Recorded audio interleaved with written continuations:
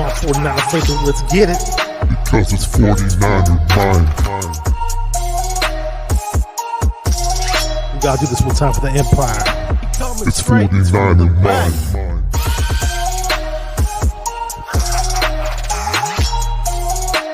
It's 49er mind.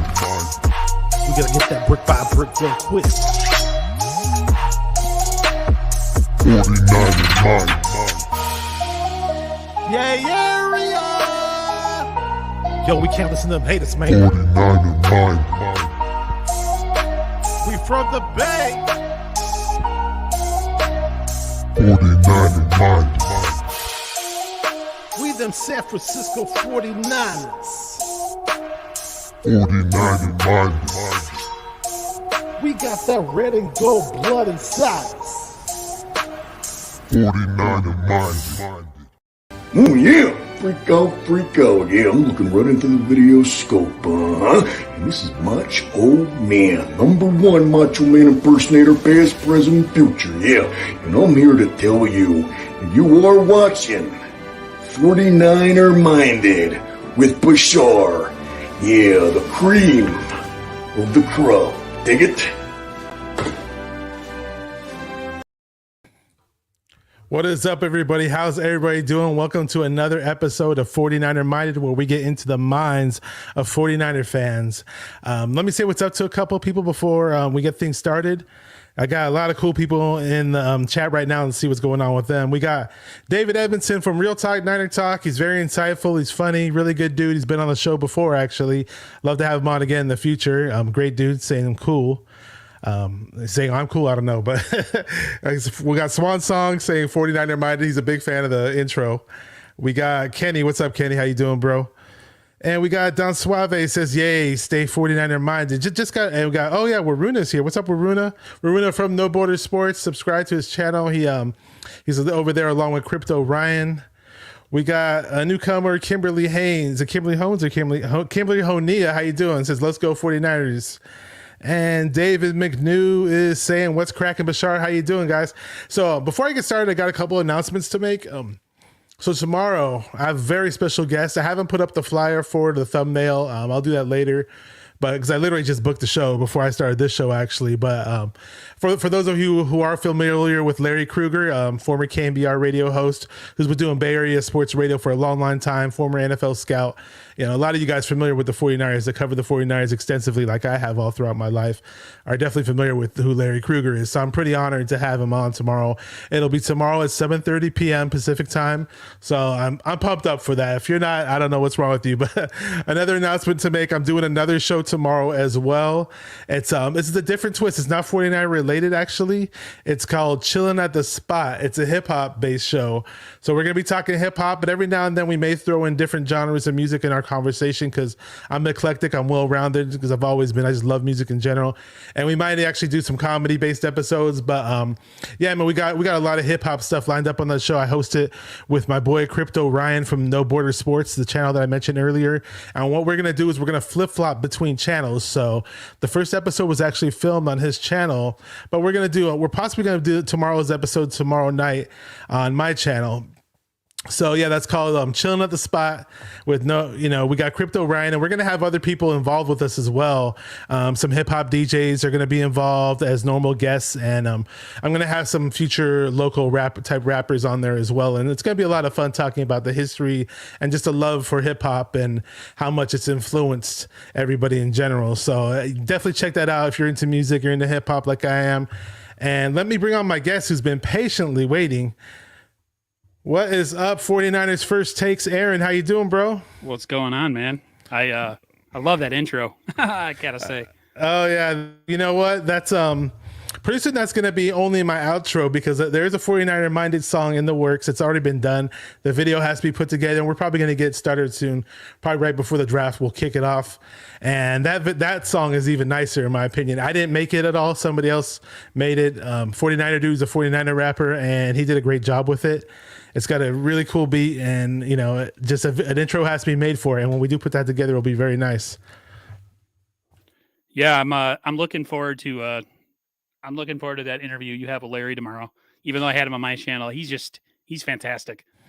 Oh yeah, I mean, I spoke with him on the phone earlier today, and it was like, he sounds like a normal, cool guy and Yeah, everyday dude. But then again, at the same time, I was semi starstruck because I've been following this guy for quite some right. time. If you're a big 49er fan in the Bay Area, even outside the Bay Area with the advent of the internet, you'll know who Larry Kruger is.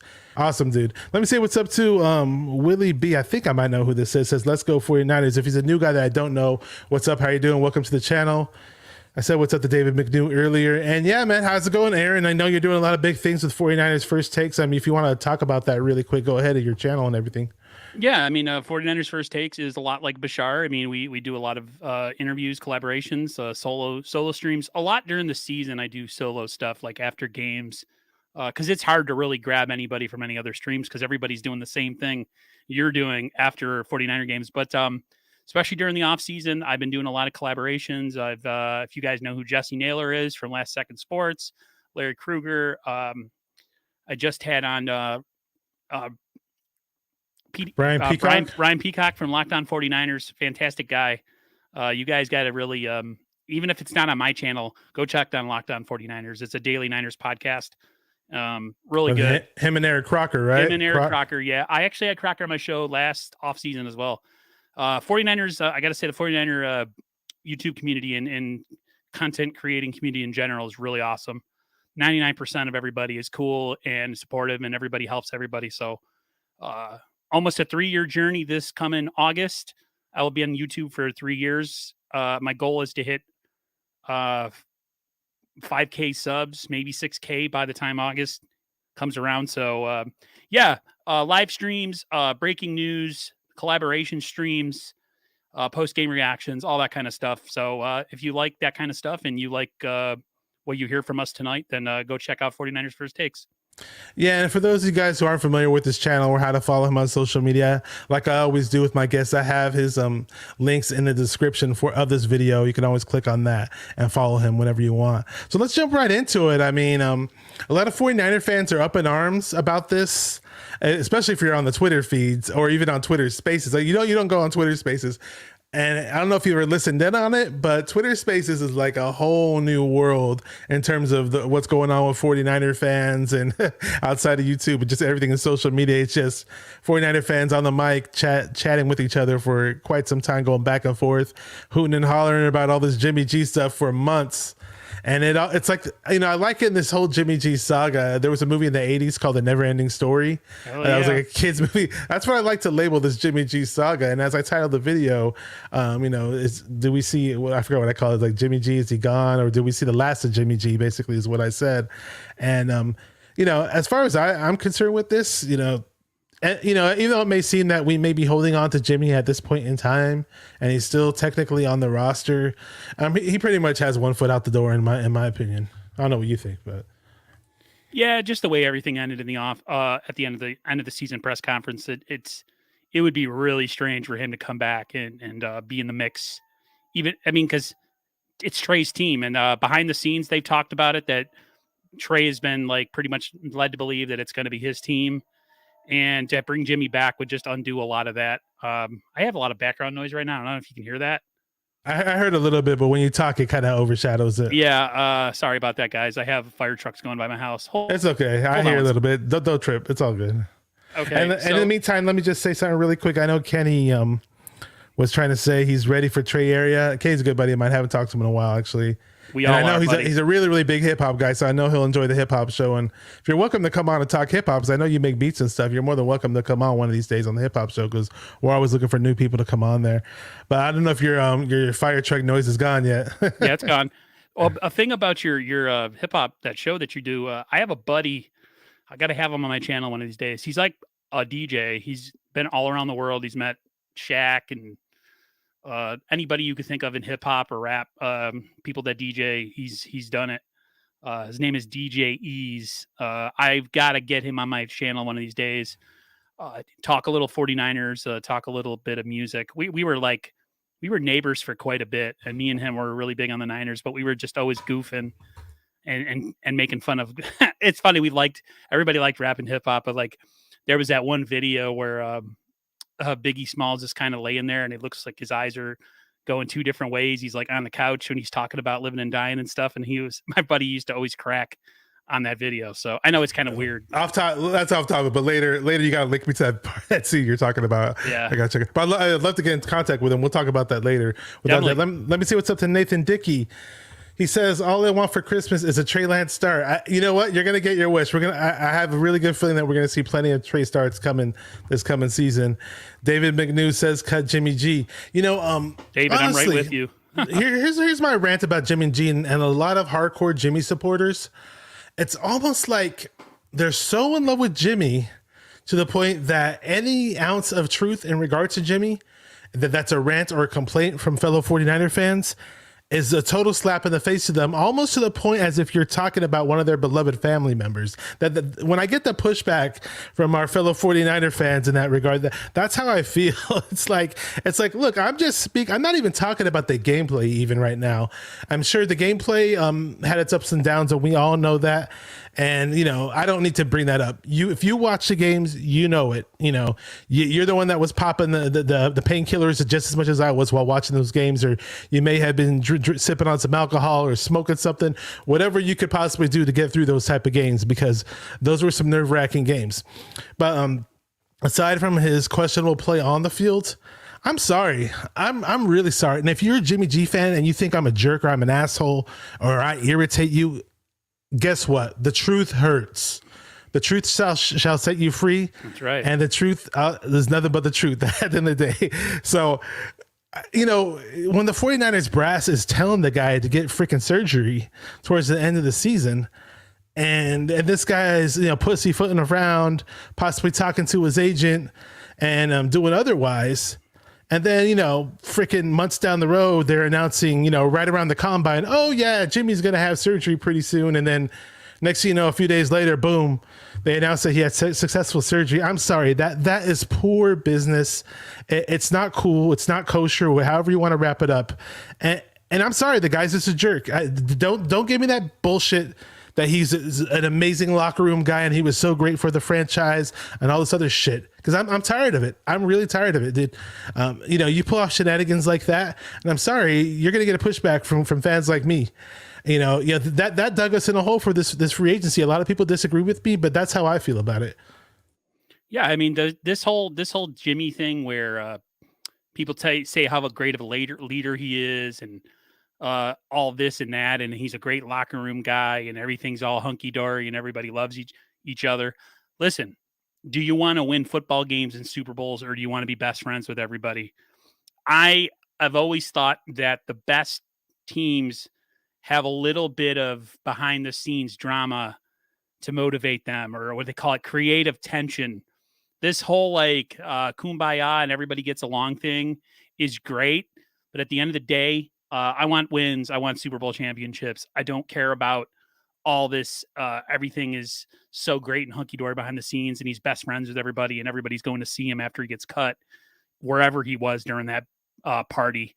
And then the money that he's paid, his play on the field has never justified the amount of money that he was paid over the course of the last 4 or 5 seasons.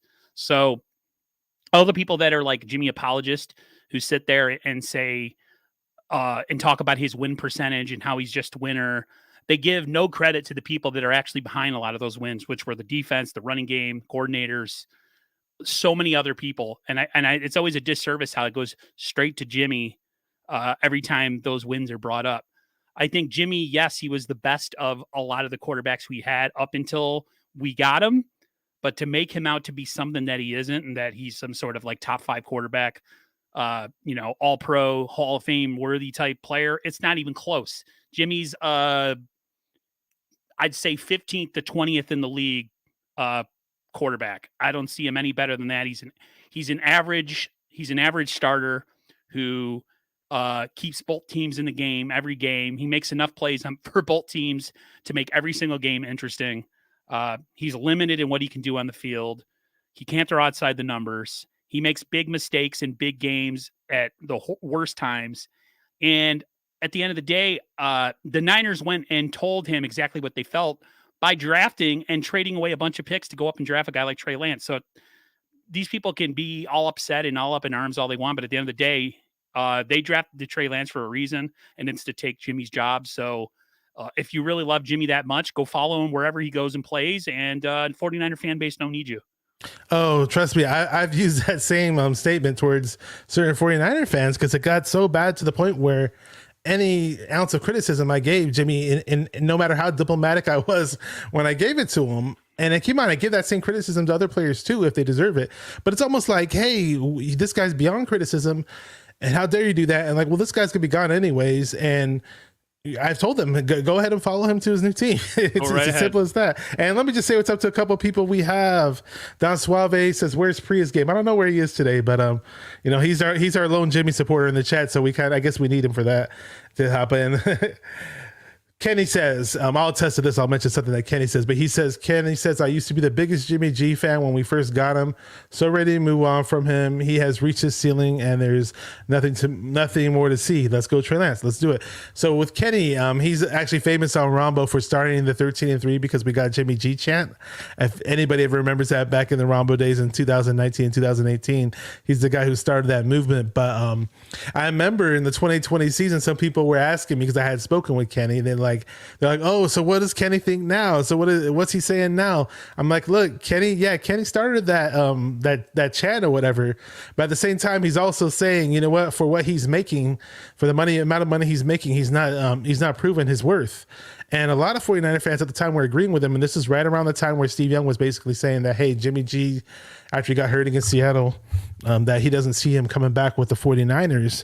And, that was going into the 2021 season. A lot of people think he wasn't going to be back for that season. And lo and behold, things didn't work out and we held on to him. But, we gave Jimmy one last shot and we held on to him because of his trade value. We thought, hey, there was a certain opinion out there that, hey, throw Trey Lance in right away, make him the starter right away. And as excited as I am about Trey Lance, excited I was, obviously, his rookie campaign. And even though I thought he may have been the better quarterback at times, you're still talking about a guy who's coming off of playing one season in college and missing a season, because of COVID. And, we saw early on with Trey Lance that things were a little shaky at times. Now you say get the bumps and bruises out of the way, but I think Shanahan's always conservative in that regard with certain rookies and certain players. And say, for example, people are like, oh, throw Trey Lance in the playoffs. Like if Shanahan threw Trey Lance to come playoff time, what would have happened was, what if we lost one of those games, early on? All the blame, all the fingers would have been pointing towards Trey Lance. I guarantee you, especially for the Trey Lance haters. Oh, look what he did. He sucks. He's not a winner, blah, blah, blah, blah. That's not good for a rookie, rookie psyche, especially a quarterback that you threw in all the marbles to get, So I'm okay with them laying low with the whole Trey Lance thing in year one, but year two is his time to shine. And if anybody doesn't see that we're moving on from Jimmy, I don't know what else they're going to think. I mean, I guess some of them right now, some of them are celebrating because we're trying to move the guy. And it's being so difficult, and they're celebrating like, yeah, this is a victory for the Jimmy G fans. Yeah, he's still going to be our quarterback. I see it posted all over Twitter. It's like, okay, you guys are going to be in for a rude awakening. Yeah, if Jimmy is so great and so beloved, then how come nobody wants him? It was a shoulder cleanup, pretty much. I've had a couple of those, and all the prognosis is that he's going to be just fine. If that's the case, and he's so great, why isn't anybody, and nobody wants him? There is no market for him. Matt Mayoka came out and said that he doesn't think any trade was ever offered for Jimmy Garoppolo. And I completely, as much as I think sometimes Mayoka can be a little bit of a softball reporter, I completely believe him on that because he's so close to the team. This whole Jimmy Garoppolo, this whole situation, people have put him on a pedestal and made him way better than he ever was. And I am just getting to the point where I'm going to celebrate when they cut him or trade him. I'm going to come online and be totally cringe. I don't know what I'm going to do. Maybe I'll pour like a soda or a beer over my head. I don't know. But I'm just going to come on and be super happy just because it's taken away from everybody else and everything else that's going on in this team. The fact that he's still on this team, John Lynch came out with like 3 different outcomes that would happen in the offseason, and the Niners planned financially for all 3 of them. And one of them was if Jimmy G was still on the team. And he said in that interview, if Jimmy G is still with us, it's going to curtail what we could do in the offseason as far as free agents. Well, here we are. The Niners have signed nobody of note. I know they signed the corner from Kansas City, Ward. He looks promising. I would say he's the best. But all the rest of these signings are all just depth pieces, roster, putting some depth into the roster. I think the Niners, they said they were in on Chandler Jones. I mean, there was other players out there that the Niners could have made a play for. They don't have the money. They can't make the moves. And it's just sad because this is the 2022 season coming up. You were expecting him to be gone. And the fact that he's still here, I feel that Don Yee is a greaseball, to be honest with you. I think he was trying to double dip and get more money from the 49ers, because if the 49ers end up cutting Jimmy, they owe him $7.5 million plus whatever money he gets from his new team. So I just think both of them are slimy and horrible. And I don't know when he's going to be gone. I'm sick of hearing about it. I'm sick of talking about it. I'm sick of looking at his smiling face on Twitter every time somebody posts something. But man, June, if they're going to release him in June, or they're going to try to trade him post June 1st, it can't come soon enough. Hey, you know what? I'm boycotting Subway, by the way. You're boycotting. They're trash anyways. Sorry for anybody who works at Subway. They had that one guy, Jared or whatever, and things went really bad for him. And now they got Jimmy in the commercials, who's trying to stiff us with his stupid freaking agent. And I'm going to read this. This is from a quote from 49ers and NFL News 24/7 Twitter, or at 49ers Sports Talk Twitter, either or, same page. It's actually ran by a really good friend of mine. This guy's a legit source, by the way. I'm not going to reveal who he is, but I will tell you this: he is connected to NFL agents. He has an NFL agent in his family, and he's connected to other agents too. So a lot of what he gets is pretty legit. Actually, shout out to him. He actually beat Adam Schefter to the punch on a few signings this NFL offseason. So I'm really, really happy for my friend putting up the news out there about 49ers news and NFL's news in general on his Twitter. He's getting a lot of followers, and that's awesome. But let me put out what he said, because he put out this report back on March 6th. I'm going to read it off right now. Basically, it says a source. He was the first to put this out, by the way. After he put this out, others were kind of retweeting him, and talking big time guys were retweeting him. Basically, it says, source, 49ers organization is beyond angry, quote unquote, and feel, quote unquote, one-upped by Garoppolo and agent Don Yee. The Niners recommended Jimmy G get surgery right after the playoffs, believing he'd be cleared before the new league year. Don Yee informed San Francisco that they were opting not to have surgery, then about faced.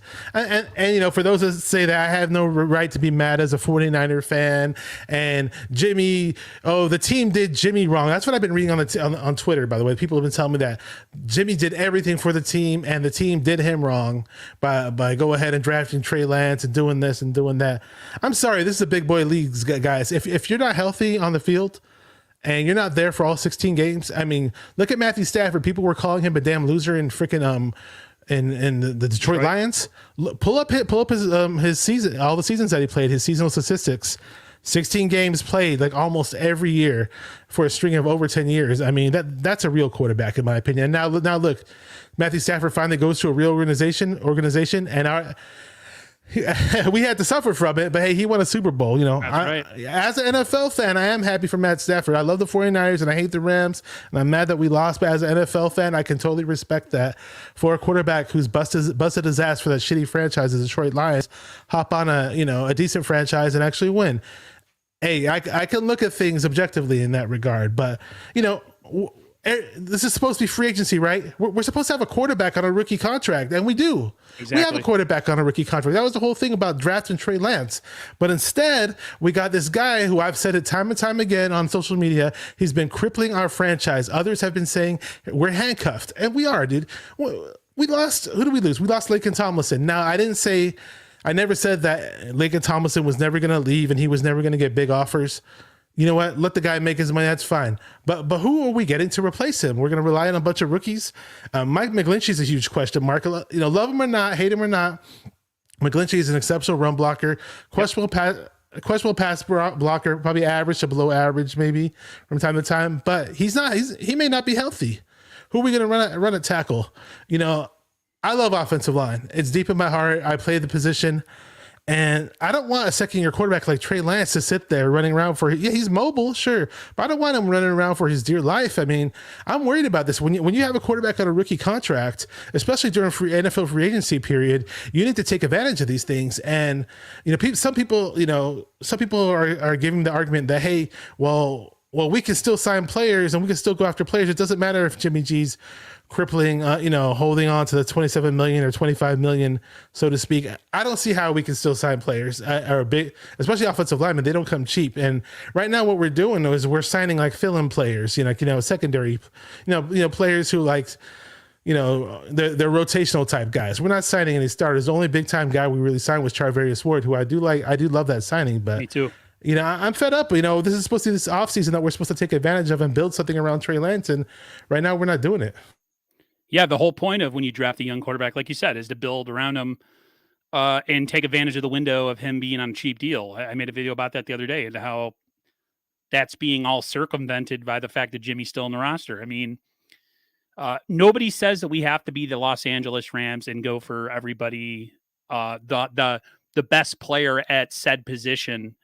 But man, you get a one or two guys out there that you think can put your team over the top in the Super Bowl or get you to a Super Bowl and possibly win it.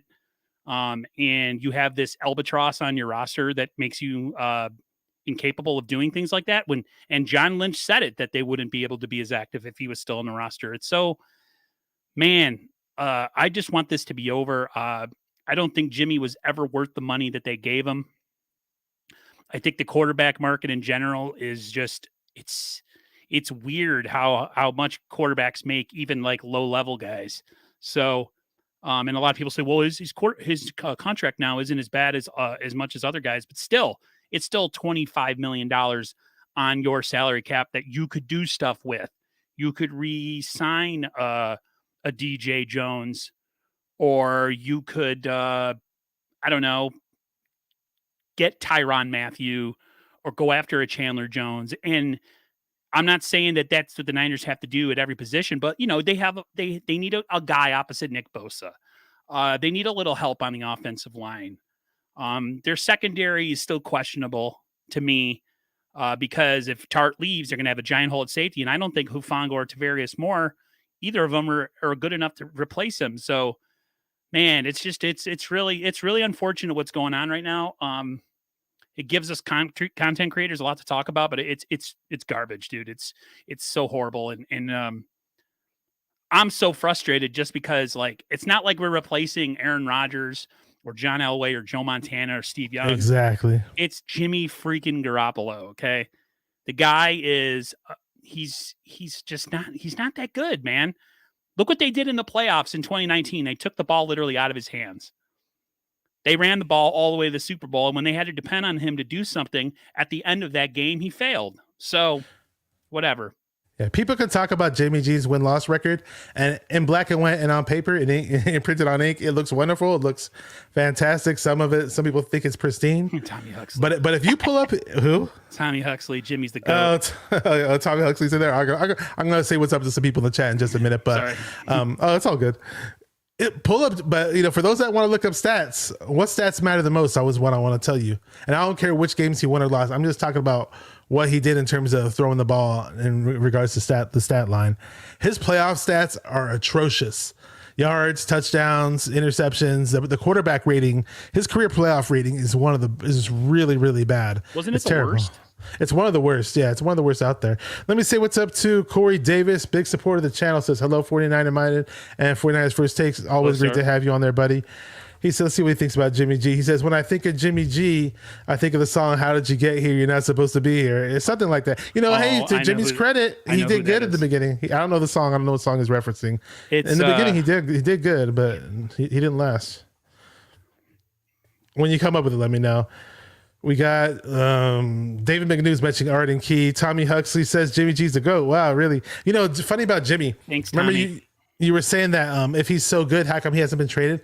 Another thing is, like, every time we try to trade him, right, people like, okay, well, for the 49ers trade Jimmy G, this domino has to fall first. And then when that domino falls, you think, oh, no, we have to trade him. Then another quarterback's name comes up into the equation. And each time a trade goes down, another name is brought into the equation. And Jimmy keeps getting pushed back to the line. Somebody on Twitter said it was almost to the, he made an analogy like, when you're in elementary school and, they're going to play a game of pickup basketball or game of baseball at recess or whatever. And they're picking the kids, like the kid who always gets picked last. That's Jimmy G, by the way. Yep. I mean, freaking Matt Ryan, dude. He's not the same Matt Ryan anymore. He's making and we thought it was gonna be hard to ship off Jimmy G with his salary.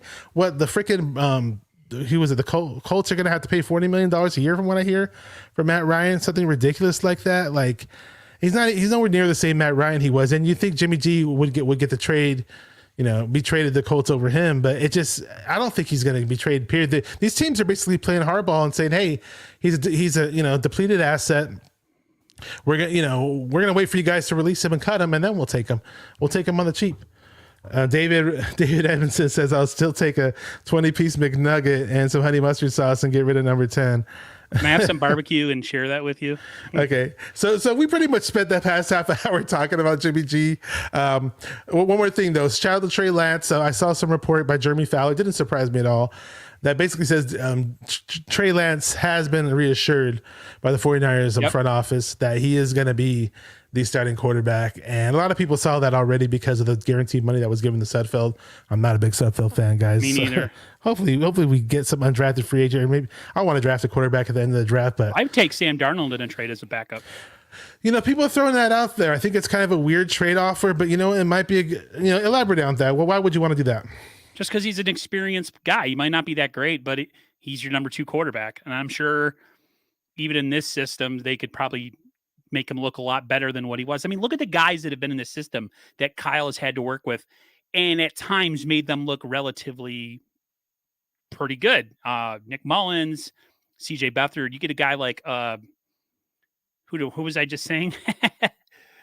Sam Darnold. You want Darnold. Yeah, I mean, why not? I mean, he'd be your backup. And a lot of people be like, oh, he sucks. Well, I mean, your backup's not really supposed to play anyways. And he might suck, but he's never played under Shanahan either, though. Exactly. And he's not played with Kittle or Ayuk or Deebo Samuel. So, a lot of people will scoff at that. Oh, thank you, Corey Davis. It's Deborah Cox saying the song. Exactly. I loved that song back in the day. I like a lot of old school R&B. I'm weird. I like it too. I'm a big Boyz II Men and Brian McKnight fan. Personally. I didn't like that stuff growing up, by the way, but when I listen to that 90s R&B now, I'm like, wow, this is really good music. So, we shift topics from time to time, but go ahead. Yeah, I have ADD, so you guys got to kind of just, bear with me with my brain. Sometimes I just all of a sudden, I'm like a dog who sees a squirrel. It's like, oh, wait, look. Or a guy that sees a pretty girl, whatever analogy you want to use. I like that. Let me say what's up to 49er dude. What's up, dog? I had this guy on the show before. Really good 49er rapper. And I don't know if you know what I'm doing. I was mentioning it earlier. You came to the party late. I was mentioning I'm doing a hip hop venture, as in a hip hop podcast on YouTube. So we're going to be alternating channels between this channel and No Border Sports. We did our first test run last Friday, and with my friend Crypto Ryan. And we're always looking to have people jump on with us and co-host or, be guests and all that. So if people want to collaborate with us, hit me up on Twitter. If you're a big hip hop guy, you can hit me up on my Instagram, and I put it basically on the bottom of the screen. You can follow me on all those forms of social media. And I'm looking to collab with anybody who loves hip hop and talk about the stuff, the love of music. It's off topic, but I know 49er do would definitely be interested in that. Yeah, man. So let's talk about the other departure, because again, but I was gonna say shout out to Trey Lance one more time. People were worried that and it is a big distraction for Trey Lance. I understand the area for concern in terms of them being worried that Trey Lance is not necessarily, in their eyes, they see that Trey Lance is not given a green light, or they're scared that Jimmy still may be the starter, and so it's kind of funny because recently they dropped that picture. Speaking of hip hop, another hip hop reference. I don't even know who this rapper is, by the way. I honestly, no offense to the current hip hop out there, but I'm just not a big fan. I don't know the new names. I don't know the new names. It ages me, but whatever. But Kyle Shanahan has a picture with 24K, some new rapper, and Trey Lance. They were at some function. I don't know what it was, but they just dropped that picture just a few days ago. And if Kyle Shanahan's kicking it with freaking Trey Lance with some rapper, it kind of tells you, duh. I mean, he's gonna be the starter. And David Edmondson says, I want in on the hip hop podcast. Hey man, hit me up, bro. Before I do, I got your number. We'll make it happen, man. I'm gonna get as many people involved as I can. Real talk, man. And we're gonna the next topic, man. Next topic. Let's do this. Tommy Huxley says, Raheem at least got a pay raise for playing 4 plays. Awesome. You know, so let's talk about Raheem Mostert. You know, the big play running back who pretty much made NFL history in that championship game against the Packers. Had a great season that year. We all wish he had more carries in that Super Bowl. And if we could go back in time and replay that Super Bowl in the fourth quarter and take the ball out of Jimmy G's hands a bit more, you know, it'd be great. Hindsight's 2020, but what can you do? But, you know, hey, shout out to Raheem Mostert. Did a lot of great things for us. It sucks because I'd love to retain him. It's a business, I understand. Maybe had we had Jimmy's contract off the books, we would have kept him. But, you know, $3 million. I understand, though, he is injury prone. I do see it that way, too, where in this game, at the best ability, tongue tied here, the best ability is availability.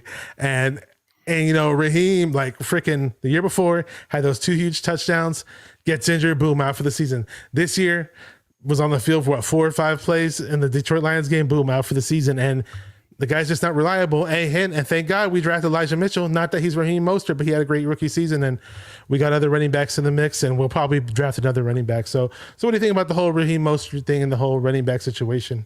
I mean, he was real talented, and he fit this offense to a T. It would have been nice to see him with Elijah Mitchell, kind of a thunder and lightning type of duo. But like Kim said in the chat, Mostert wasn't coming back. I appreciate him, but he couldn't stay healthy. I totally agree. This team has to start figuring out a way to move away from guys that are injury prone. It's just, you know, people are like, oh, but they're so talented. They're so this, they're so that. But guys like Verrett, guys like Mostert, yes, they're super talented players that when they're on the field, they're exceptional. But that's the thing. It's when they're on the field. Kind of like Jimmy, right? Yeah, same with Jimmy. I mean, Verrett's been injured most of his whole career. I think he's had like 1 year where he's played most of the games. But he's had season-ending injuries like, I don't know, 6 times out of however. I think he came in the league in like 2015. I don't know. Anyways, point being, the Niners really just, they got to start getting younger in some positions, and they got to start getting healthier, because it's different with like a DJ Jones who wasn't always healthy, but when he was on the field, he was so damn productive. That's a difference. There's a difference in that one. But when guys are missing whole seasons, or they're only playing 8 games in a season, it's just, there comes a point in time where you have to cut the cord. And yes, the talent is going to be hard to replace, but unfortunately, if they're never on the field, then what's the point? So, it sucks that he's going to my brother's team. My brother's a Miami Dolphins fan. And that team everybody's going to your brother's team, apparently. Yeah, they're going to be fast. That's a fast team. So I'm hyped for him and his team. I'm glad the Dolphins are finally pulling their head out of their collective behinds and doing something. But at the same time, I'm okay. I'm sure the Niners can find some other gem, some other phenom like they did with Elijah Mitchell, and all of us will stop talking. I'm not worried when it comes to the Shanahans and running backs. It sucks to see him go, but at the same time, he was never healthy. So, good luck wherever you are. Godspeed. But, it was time to move on. Yeah. And honestly, the whole Miami destination never surprised me about Mostert. He's a Florida guy. He's a surfer. He does that surfing. I'm going to miss that surfing celebration. He almost became a pro surfer, and he's from Florida, and I get it. I get the familiarity with Mike McDaniel. Shout out to Mike McDaniel. I like the guy, but I'm like, please don't take our players anymore. Don't do this to us. Don't make this a continuous thing. You're going to do it this one time. Okay. We understand Jimmy's. This is a one-off, okay? Jimmy's prohibiting us from paying out new players. But one more thing about Jimmy, because this reminded me. I hate to keep talking about the guy, but here we go. Me too. Kenny says, remember the fan fights over Jimmy G and Nick Mullins? Laughed my ass off. You know what's funny? I was going to mention this earlier because you mentioned the whole people were like, oh, well, look at the comparison when Jimmy G's on the field. Look how many games he wins in comparison to CJ Beathard, Nick Mullins, and Brian Hoyer. How many games they won? Look. I'm sorry, guys. Nick Mullins and CJ Beathard. Nick Mullins was undrafted, first of all. CJ Beathard should have been undrafted. We had no business drafting the guy. These are not professional starting NFL quarterbacks, guys. They're barely NFL backups, and I mean it when I say barely. You know, I mean, let's compare Jimmy G to some NFL starters, and let's see how that fares. You know, let's be real with this, guys. You know, if you're gonna make comparisons, you got to be legit with this. All right, so Raheem, I love what he did for us. Real talk, I do. And we got E. Kim in the house, Korean 49ers. Says, what's going on, Minded? Good to have you on. Long time no see. And you said Mostert wasn't coming back. I appreciate it, but he couldn't stay healthy. Yeah, it's just the harsh reality of the game. It really is. I love Mostert for what he did for us, but you know, people have been slamming and shitting on our front office for quite some time, especially Niner fans. And like they're tired of seeing us keeping all these injured players. And look at D Ford. You know, we can't move on from the guy. And worst contract ever. Oh yeah, that's. And when we had him in 2019, man, was he a monster off that edge or what, man? I mean, that was so fun to watch him and Bosa coming off the edge, and Bosa and Buckner at times were unblockable. That was an unbelievable rush. But the fact of the matter is, he had a back injury coming out of college. He's I think a lot of people were saying it was a little bit ominous that he was so healthy right before the year that the Niners traded for him, because usually that's what happens with these players that are always hurt. They'll have that one good season, and then a team who's desperate for an edge rusher like the 49ers, you know, giving themselves a cushion just in case they didn't get Bosa in the draft. The Chiefs were waiting on somebody to be gullible enough to take that, and the Niners were that team. One of the worst trades I have ever seen. The fact that they still owe him money and he's still going to be on the books and probably not play this year either is... Yeah, I was crossing my fingers. Wishful thinking, as always, with me. You know, I like to see things as the glass half full sometimes, and from time to time, I'm glass half empty. Not as much as others, but yeah. But with D Ford, I was like, please, God, just have him wake up one day and just walk up to the 49ers organization and like, you know what, guys, I think it's time for me to hang it up. that would have been such a relief for us. But hey, you know, as much as I love this play on the field, we were stuck paying him, and it is what it is with that guy. It's kind of like the Jimmy scenario where we feel like we can never get rid of him. You know, so David Edmondson mentioned the name in here as far as offensive line, because I am curious what we're going to do with the offensive line. JC Treader from the Cleveland Browns was released, and David Edmondson says as a question, I guess he's saying, should we sign JC Treader as the heir apparent center, place him at right guard for one season? And the footwork isn't that different than having take over for Mac. I'm fine with that. There are some good centers coming out in the draft as well. So, and I did a lot of mock drafts myself. I didn't do any online mock drafts here as far as ones on my show, but eventually we'll get around to doing that. But when I did my mock drafts, certain rounds I was picking offensive linemen, and I saw certain rounds where certain centers, the names escape me, guys. Trust me on that one. But like, I'm talking like I'm in the 4th and 5th round, and at the top of the boards in those rounds, a lot of times I'd see centers or sometimes tackles. And, you know, so hopefully we do go O-line in this draft, because at least sign a veteran or something. Because again, I'm worried about the O-line situation. I mentioned it earlier, but I'm not going to stray away from it either, because I know how important it is. We got Niners Sickness podcast in the mix. Beto says, hello, faithful. I've been on his show. He's been on my show, and we've collabed numerous times. Great dude. Tommy Huxley says, why not sign Jason Verrett to a minimum contract? Totally fine with that. I'm fine with that too. An incentive-based contract. Hey, make it happen. Why not? Again, I like the Ward signing. I like Mosley. I like Ambry Thomas. Diamador Lenore showed me some promise last year. Of course, he looked like a rookie, as many other rookies do. But kick Verrett into the slot. Yeah, who knows what we do with him if he's willing to come back. He is a Bay Area guy, by the way, so who knows? David, I mentioned running backs earlier. David McNew says, we will find a running back no one has ever heard of. That's right. Let Adam Peters cook. Yep. We did it. Hey, we agree with that. We hit that home run. We hit the home run with Elijah Mitchell. He should have had 1,000 yards. I think, and one more. Sorry. One more thing. David Edmondson says, I'm hoping the guys from Lance's draft, Banks and Sermon, step up. Me too, bro. I totally hope for that. What were we going to say? Oh, I was agreeing with David Is it David McNew that said it? Well, just the fact that when he says let Adam Peters cook, I think Adam Peters is more important in this organization than a lot of people realize. I think he makes John Lynch look really good, especially with a lot of these mid to late round guys that we've gotten, like the Dre Greenlaws or Juwan Jennings, George Kittle. I'm trying to think of other names. You guys know what I'm talking about, but the fact of the matter Fred Warner, Greenlaw, yeah. I mean, like, that's so important. That means he's mid-rounders. Him and his scouts have a really good relationship, and they know what they're looking for. It's unfortunate that Bobby Turner is not going to be part of the draft this year, because I forgot who told me. It might have been Brian Peacock, that he did a lot of calling of running backs that they were going to draft and talking to them and developing personal relationships with a lot of these guys. And he had a really good eye in the draft for running backs that a lot of people are not seeing or never heard of.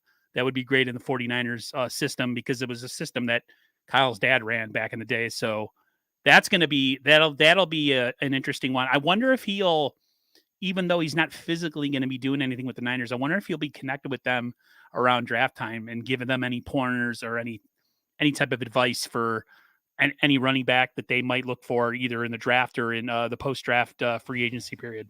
Yeah, for me, whenever we select a running back, I'm always thinking it's like 75% Kyle's pick. But I know Adam Peters and the scouts do handle a lot of those lower picks. So who knows? That was just, Elijah Mitchell was just a really, really nice pick. Kenny reminded me of what I was going to talk about next, or eventually bring up. He said, I'm glad we went after a punt returner, kick returner, so we're not putting Debo and Ayuk at risk anymore. Agreed. Would hate to see them get hurt on special teams and when we need them on offense. Oh, yeah, big time, big time. You know, I love Brandon Ayuk, and I was kind of happy that they said they were going to move him over to punt returner. But what did we see during the season? It just did not work. It did not, I'd rather have somebody back there as I was kind of thinking we should draft a rookie punt returner, kick returner. But even when you guys do that, like a lot of teams do that, they'll draft a speedy guy coming out of college. And for whatever reason, the NFL just does not work. And, getting Ray McLeod, this guy, he may not run the fastest 40, by the way. I checked out his 40 time. I think he's borderline like 4.5, 4.6 or something like that.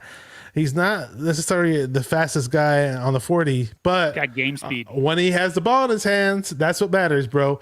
They ran a jet sweep on Pittsburgh in offense, on special teams. They ran a jet sweep with him against Tennessee Titans, and I believe he ran it for like 53 or 58 yards. He almost took it to the house. He got caught from behind, but he has such a burst of speed on that play, and he kind of had that Deebo Samuel in him where he had that running back mentality while he was running, and he looked kind of strong when he was running, and I was thinking, okay, I could totally picture Shanahan taking some heat off of Debo and running some jet sweeps with this guy. And actually in Ayuk's rookie year, he ran some good jet sweeps too. And I'm just so excited to finally see whoever's running deep routes, especially Ayuk, who I saw open more often than not, finally get a chance to get some deep balls down the field, especially Debo can run deep, and possibly Ray McLeod. And who knows who else we pick up at receiver, Yeah, and the fact that he's working with Trey Lance right now in the offseason, I think Ayuk was always an advocate for Trey. A lot of people talk about the body language that Ayuk always had towards Jimmy, when Jimmy would either miss him or overthrow him and just not see him. And I find it very interesting that him and the kid are linking up in the offseason and practicing together. David McNew in the comments says Ray is a good returner. He's a solid number 4. Yeah, like I'm good to have a guy who got a little bit of a stinky leg in the return game, could make, because the Niners need to start tipping some field position once in a while and stop starting every freaking drive at like the 18-yard line. We started the 10-yard line so many damn times. It's so ridiculous. Frustrating. Oh my gosh. He does have a fumbling issue from what I heard. So hopefully that doesn't become a problem, because Kyle Shanahan will get him out quick. Kyle Shanahan does not. He hates fumblers. He hates fumblers. That dude will be off the team no matter what he signed for. So, yeah, I'm definitely looking. It looks promising that they invested in the special teams, and that's all great and everything. But, I'm like a lot of 49ers fans out there. Where are the big name signings? So, oh, yeah, there are. And I'm not a big name signing guy. And I mean, sure, I would love to welcome that. But I'm also a realist. I'm like, okay, it's not what the 49ers do year and out. We don't sign the big name guys. But sign some damn pieces, especially like I mentioned, my offensive line. People have heard of. Yeah, bring in some pieces at least, So and Ray, by the way, he might win the contest for best hair on the 49ers. I saw that press conference. Dude. It's almost like I thought Talanoa Hufanga was up there, and what a head of lettuce. And exactly right. And you see Troy Polamalu, those head and shoulders commercials, but then you see Ray McLeod, like Ray McLeod's like making a case for him to be in the next head and shoulders commercial. Damn. That's just that's pretty. We picked up some other special teamers. I forgot the name of that linebackers from the Packers, but George Oden. Yeah, we got him, and who that safety? No, Odin's the safety, right? Odin's the safety. Yeah, from the Colts, and he's played some safety on the field as well as special teams. So he looks like a guy that you might be able to fill in at safety. We may possibly draft a safety, and we re-signed Kerry Hyder, who we did let some guys walk too. Some of the DJ Jones walked. We know that. Who was the other D lineman that walked? Didn't another D lineman walk? DJ Jones walk. Contavious Street also. Contavious Street walked. Yeah, I was kind of a little worried about the Street thing because he was a rotational guy, and I saw him make some good plays from time to time. But I talked to a lot of guys who watched a lot of film on Street, and they were telling me Street got blown up a lot too. So yeah, it's okay, no big deal. The key is though, Kinlaw, can he be damn ready? He's saying he's feeling really great. That's what he's saying. Oh, we'll see. I'm not gonna get to that my last off season too. Yeah, he sure did. And then we have Maurice Hurst. When Maurice Hurst was healthy last year, he looked really good too, and he's looked good on the Raiders. But again, he missed the majority of the season last year. Those two guys need to step the hell up and get healthy. Stay healthy and stay on the field. We may possibly pick up another D tackle. We retained Willis, and we did pick up Kerry Hyder. Hey, Kerry Hyder had 8 sacks. In a year where Bosa didn't even play pretty much. So Bosa didn't play, and so we'll see, man. Hopefully here, with Chris Kosirik back in the mix, Chris Kosirik was the big Kerry Hyder guy. He brought him in from Detroit. They both worked together in Detroit. They had that familiarity. And so hopefully it helps our pass rush, Another thing about our pass rush, Charles Menahue had tweeted out something about how, hey, just imagine me with one more year of familiarity in this system. So he's hyping himself up to say, hey, the more I know of the system. He plays really well next year because he was decent down the stretch. He was starting to come along. And, Ibukam too, it's just, for whatever reason, that last game, the pass rush wasn't there like it was in the other games. They were tired, bro. Yeah, it was there in the freaking Packers game, was there in the Cowboys game. I can go on and on. It was there in the Rams game towards the end of the season. Yeah, just that whole Rams game in LA it's just a lot of players were beat up by then. I see it. It's like the 20th game of the year, I think. Let me see what David McNew's saying. He's saying, I've been with the Empire since 1985. Only 2 big ticket free agents come to mind. Justin Smith and Richard Sherman. In more recent years, Deion Sanders was huge at the time. Juice is a good pickup. That Deion Sanders year, we picked up a lot of people. Yeah. we picked up Ricky Jackson, Ken Norton Jr., Gary Plummer, freaking who else? So we had Toy Cook, who was a starter at New Orleans, a good starting cornerback. He was like Toy Cook rode the pine as a 49er. Right? You would never think of Toy Cook ever riding the pine during that stage of his career. He rode the pine because we brought in Deion Sanders, dude. So we picked up Charles Ben, who was a freaking Hall of Famer, and he was riding the pine with us too. Remember that? We had so many, back then that was like when free agency was semi-new too. And I was like, oh, wow, this would be great for the 49ers because that means we get to sign all the players. But then they put out that crazy salary cap and that didn't help us. Want to say what's up to Bay Area Baller 18, fellow 49er content creator, says, I really like Ray McLeod. He's super shifty and a good route runner. That's right. I saw you the other day. He's a big proponent for Ray. So I'm going to listen to Bay Area Baller. I hope he's right. We do need a little bit of stinky leg in the return game, and another guy that could just make some moves in the open field when they get the ball. So I'm down all the way. So are you saying sneaky leg or stanky leg? Stinky leg, like they got a little bit of like a shift, like. Dude, the stanky leg. I know that song. The stinky leg. I'm not referring to anything R-rated, people. I'm talking about he just has a little bit of movement. You know what I mean? Got it. Korean 49er E. Kim from the Grant Cohn show, he calls in on there a lot, says, I never blame players for getting the money when they do. Right. I do blame John Lynch for giving horrible contracts to Ford and Jimmy. Because of this whole Jimmy G, again, back to Jimmy G, right? Hey, I put his picture on the thumbnail, but... with this whole Jimmy G fiasco going along, certain Niner fans are panicking.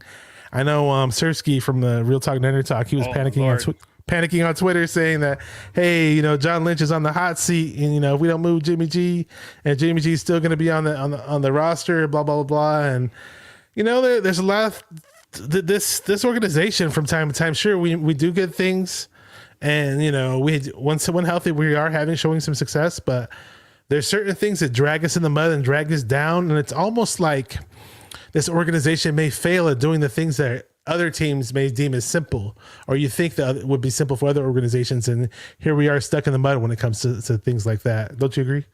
Yeah, I think the 49ers, for all the good things that they do in their, in their front office, as far as, having a team that is, doesn't get in trouble and they're good off the field guys, and they manage the cap real well, and everybody likes everybody. Yeah, they do the simple things. They make it really hard on themselves. This Jimmy Garoppolo situation could have been done before the draft, or I don't know, man. It's just the D Ford situation is just a crazy one. They screw themselves with that contract that it cost them more to get rid of them than to keep them. So, and he helped them. He gave them $2 million. He restructured his contract. It just, for all the good that they do, and John Lynch and Kyle, man, they've made some serious mistakes with either signing guys signing or drafting guys, say like a Reuben Foster, a Solomon Thomas, Quan Alexander. I mean, you name it. Just they've had some major fails that have really kept them from winning the chip, man. So hopefully, once this Jimmy thing is over, this will be the last of all these issues. But we'll see, guys. We will see. David McNews, I was going to bring up something, but he said something funny. He says, someone says Prius game 3 times. Will he appear? It's funnier when Prius game is present. Yeah, he's taking a little break, that guy. He got beat up a lot on Twitter recently, that guy, under a different alias. I know that. I was going to say, I don't know why this slipped my mind. I may have heard it earlier, or I just ran it because I just put up on Twitter. It sounds like K'Wan Williams going to be going to the Denver Broncos. Surprise. Seems like everybody's either going to the Broncos or to the Dolphins almost, it seems like. So, and I forgot to mention Jeff Wilson Jr. signed back with the team. Yeah. I was a big fan of Jeff Wilson Jr. in the 2020 season, 2019 season. Wasn't too big on him last year. He looked like he slowed down a bit. I don't know if he regains his form, but part of me wants to just draft a running back. Use Sermon as more of the power back. Elijah Mitchell is kind of a bruiser in a sneaky kind of way, and just draft a nice speedy running back to circumvent the loss of Mostert. What do you think about that? Yeah, I wouldn't mind us getting a guy that's a burner, as long as he's not fragile. Yeah. The Breida situation and the Mostert situation came to mind. It's like, yeah, they're super fast and explosive, but they get dinged up rather easily. They're just not built for the pounding of 15, 20 carries a game. Guys like that, 10 carries the most. No more, that shaves off 10 carries that you don't have to give to Elijah Mitchell, because Elijah Mitchell really broke down this past season. The Niners rode him hard. We don't alternate our running backs enough. No, I don't understand that. We need to do that big time. Hopefully Anthony Lynn gets in Kyle's head about that. And Kyle said he's not going to change the way he uses Deebo Samuel going into next year. I'm like, are you trying to shorten people's careers? Dude, so, we ran Deebo in the teeth of the defense in that last playoff game like he was freaking Jerome Bettis, dude. Oh, man. Stop doing that. That's not who he is. Same thing with Trey Lance. Stop making him run power running plays with your quarterback. And then you give all these Jimmy Garoppolo haters saying, "See, he's fragile, he's injury prone." Anything to give them ammo. It's just freaking people. Oh my gosh, there was something else I was going to bring up, unless I'm forgetting something. We are going to wrap things up pretty soon, though. We are hitting the hour mark. If there's anything else you want to speak of, or something in the chat you want to speak upon, go ahead. Because what I'm doing right now as we speak is I'm just basically scrolling through Twitter to see if there's any news that I missed today, or because I was busy running around. And if there's anything on your mind right now, or something you see in the chat, and go ahead and say it, man. I forgot who was in the chat in the other stream that I had yesterday, and he was talking about doing a really large roundtable. I don't know if you remember that. Rob Shue. Yeah. I threw it out there first, actually. Yeah. I really want to do that. Let's do it, man. I mean, we can alternate between channels and do it. It doesn't have to be on my channel. It can be on your channel first, and then in the future we can do it on mine. And I mentioned Bay Area Baller AT. Yes. I mentioned Celts. Yes. I mentioned Rob Shue, who's amazing. If you guys don't know who Rob Shue is, if the shoe fits, wear it. You guys subscribe to him. He's just got the perfect radio voice. We're gonna get darker. We're gonna sound dark and dramatic right now. I can try my best to do it, but I can't. No, you have a pretty good voice too, man. You have a really good voice. I'm all right. I sound like Howard Stern and Kermit. So I thought it was Kermit. I thought it was Ray Romano. A little bit of Ray, little Kermit. Kermit Romano? I don't know. Kermit Romano. Hey, Rob, this is Howard Stern. We're gonna bring Baba Booey in the studio. I can kind of talk like Howard a little bit, but what is the group? The Whack Pack. We're getting off topic with Howard Stern. Next thing you know, we're going to get a Baba Booey reference in here somewhere or another. Hang on. Hey, we're going to say this for the new show, 49er Dude. I haven't heard the song yet, but we're going to say that for the new show, the hip hop show. Let me say what's up to some new people I've never heard of, and I appreciate them being in here. If I never heard of you, that's fine, because I'm always into making new friends on here, without a doubt. We got Tap Out, cool name, cool screen name. I like it. He says the bus because I made a Jerome Bettis reference. Okay, my favorite running backs. I love the running back position, but obviously my favorite running backs are 49er running backs. But I was a huge Barry Sanders fan, not a Detroit Lions fan, just a Barry Sanders fan. And even though he was on the Rams at one point in time, he was on the Steelers, obviously. And I watched him play in college. Jerome the Bus. I call him Big Burly Bettis. I used to love watching those Chris Berman highlights on ESPN. And Jerome Bettis would be running. Just like Spitting all over the microphone. I'm all about the run game. The new NFL is more around the passing game and all that, but I'm all about the old school run game. This is a guy that I'm not sure who he is, but what's up to him or her, whoever he or she is. Seeds says Richie James has left, so our Super Bowl window has just closed. That's all I wanted to say. Yeah, I forgot to mention Richie James. Thank you for mentioning. I don't really see that as much of a loss. I know, like we were mentioning the return game earlier, and like they tried to make him a return man, and he was and remember I was mentioning earlier how some of these guys are big returners in college, and then by the time they get to the NFL, they just fizzle out. Case in point, Richie James. Couldn't catch a cold either. Yeah, he says Howard Stern and Kermit, LOL. He says, so it's funny because Richie James, with Nick Mullins to that one game against the Green Bay Packers where he went off, he had like freaking 175 yards receiving or 180 yards receiving. I was like, oh, wow, maybe we found something in Richie James. And it was just a one-time thing. Nope. We got Chardol from SG Sports Talk Channel says, hi, Bashar. Says, yo, homie. Says, you, my homie. Bashar, what's up, Chardol? Always good to have you on here.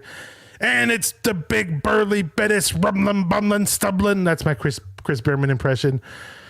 Kenny, my boy from the Pacific Northwest, says, welcome all new viewers. So just want to say shout out to all you guys. We are going to wrap up pretty soon. Again, if you guys missed my announcements earlier in the show, major announcement tomorrow. I haven't posted the thumbnail yet or the official announcement, but I'm going to start doing that around the time the show's over. I'll get to that. But 7:30 p.m. tomorrow, Pacific time, Larry Kruger, former KMBR, former Bay Area radio, NFL football expert, covered the 49ers for years, did the post-game shows on the call-in shows on the radio, former NFL scout. If you know who he is and you follow Bay Area Radio for quite some time and follow Football Talk, you'll know who Larry Kruger is. He needs no introduction. He's now doing it on a YouTube channel, and he's got his own podcast going. It's growing within a blink of an eye. Just podcast won't stop growing.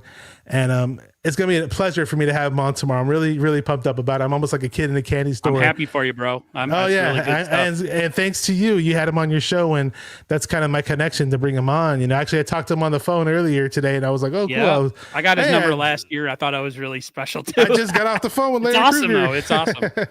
I would never known I was going to collab with such people when I first started this. I started this thing way back in like July of last year. So it's been a fun ride, man.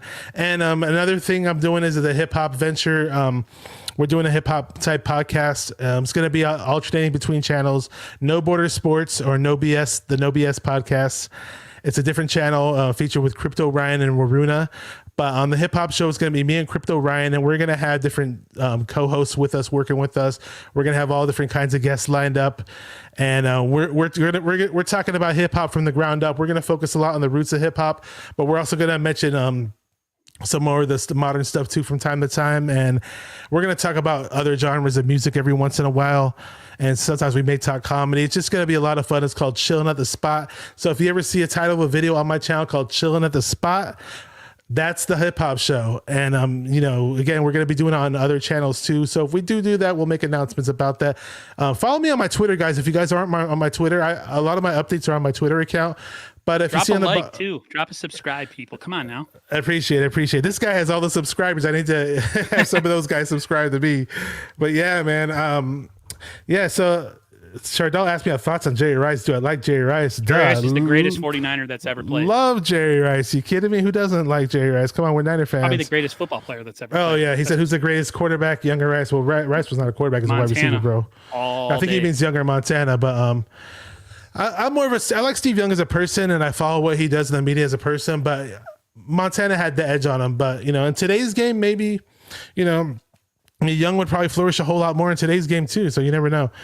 Okay. So David McNew says your channel is growing 421 subs. I think you were about 200 when I subbed, something like that. It's little by little, it's growing, but I'm not the type of person that wakes up and I'm not mad that I don't have 1,000 subs or I don't have 5,000 subs, because I do this out of passion. This Yep. is for my love of the 49ers, my love of football, my love of talking to great people, my love of interacting with, the great community on YouTube. So, I do this for the love of it. If I don't love this, I'm going to stop doing it. But before we wrap things up, anything else you got to say, man? Anything on your mind? Not really. I kind of have a blank slate next week. I'm going to try to get in touch with maybe Jesse Naylor or Jack Hammer. If any other real news starts to happen, I don't really want to, hit the mole on the head with the same old stuff. So I'm going to probably look at trying to do something with Jack Hammer, either on his channel or on mine. I do, like I said, guys, I do a lot of breaking news stuff like most of these 49er content creators do. I love doing collabs, and like I said, a lot of my solo stuff is usually when it's post game. I like doing mostly collabs in the off season, because there's less to talk about, and two people tend to carry a show really well. So, and plus I like having people that are better than me because I want you guys to be entertained. So I love being on with Bashar. Me and Bashar, I don't know what it is. We have it's like a symbiont. Like two peas in a pod. Yeah, we both love pizza. And we kind of look like brothers, a little bit at least, huh? A little bit. We're both really pale. Yeah.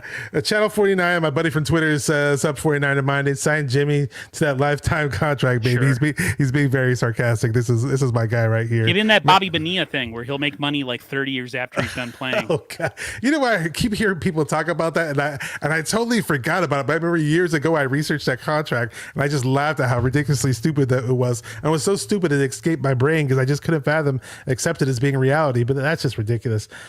Before we go, let's see what Chardal says. He says, who would look better on a girl's body, Trey Lance or Jimmy Garoppolo? I'm not answering that question. You can leave that to your imagination.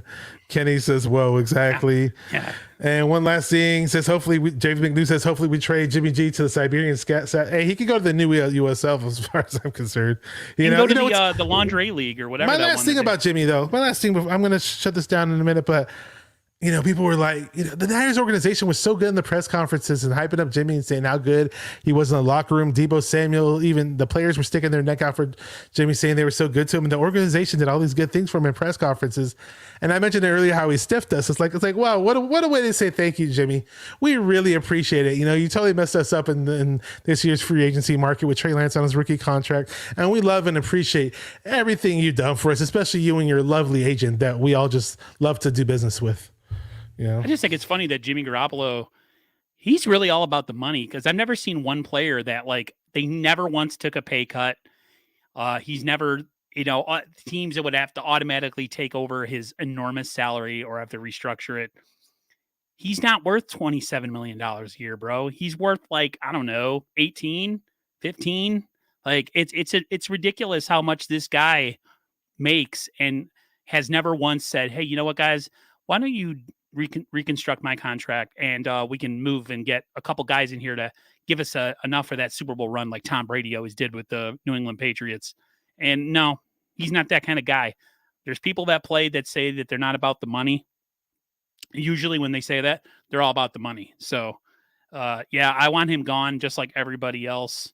But until that happens, I guess we just got to, keep thinking about him and his overly pretty face that I would love to punch, but sorry. Yeah. That pretty face is becoming punchable and more punchable as the days go by. I like when women. Oh, go ahead. I myself, I'm going to be celebrating the day he's officially gone. But you said something about women. Yeah, when they'll say oh, you're just jealous of Jimmy because he's so good looking. No, or you hate on him because he's good looking. No, I hate on him because he sucks. I could give a crap. Great, he's super good looking and he makes a ton of money, but he's doo-doo as a 49ers quarterback. He's serviceable at best. Yeah, I got you. Yeah. He can look like the Elephant Man as far as I care, but if he's a baller on the field, who cares, Right. Yeah. Thank you for coming on, Aaron. No 49ers problem. First Take. Oh yeah, man, you're always welcome here. Shout out to everybody in the chat. Thanks, guys help the show be what it is. Without you, I'd be nothing. Without the viewers, I'd be nothing. Without the guests, I'd be nothing. If you guys haven't followed Aaron 49ers First Takes yet, please do so. The link is in the description for all his social media. And again, I appreciate all you guys. And it's another great episode of 49er Minded where we get into the minds of 49er fans. Tomorrow night, I have Larry Kruger, 7:30 p.m. PST. Be there and keep repping those 49ers and stay 49er minded. Peace. Yeah.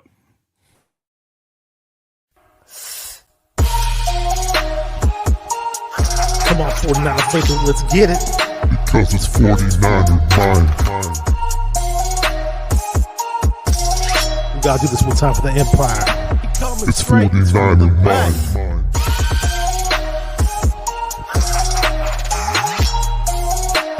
It's 49er mind. We gotta get that brick by brick real quick. 49er mind. Yeah, area. Yo, we can't listen to them haters, man. 49er mind. We from the Bay. 49er mind. We them San Francisco 49ers. 49er mind. We got that red and gold blood inside us. 49er mind.